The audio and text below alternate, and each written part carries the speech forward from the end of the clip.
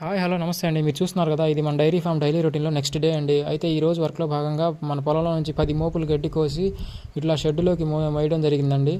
ఈ గడ్డి బాగా ముదిరిపోవడం వల్ల పశువులకు వేస్తుంటే పైన ఆకులు మాత్రం తినేసి కాడ వేస్ట్ చేస్తున్నాయండి.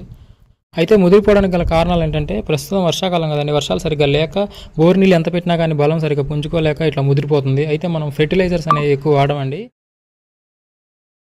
ఎప్పటికప్పుడు పశువుల దగ్గర పేడనే ఇట్లా పొలంలో చల్లేస్తూ ఉంటాను. సరే ఇలా వేస్ట్ అవుతుంది కదా అని ఈ గడ్డి మీద కొంచెం నీళ్లు చల్లేసి ఒక పూట అట్లా ఉంచి నెక్స్ట్ ఒక 12 అవర్స్ తర్వాత పెడితే కొంచెం గడ్డి బాగా మెత్తబడి మనకి వేస్టేజ్ బాగా తగ్గుతుందండి. అప్పుడు కాడలతో సహా తింటున్నాయి.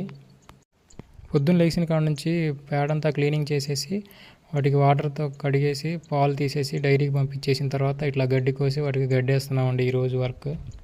మళ్ళీ ఆఫ్టర్నూన్ ఒకసారి క్లీనింగ్ చేసి మేత వేయాలండి. అట్లాగే ఈవినింగ్ ఒకసారి క్లీనింగ్ చేసి మేత వేయాలండి. తర్వాత ఈవినింగ్ పాలు తీసేసి డైరీకి పంపించేస్తే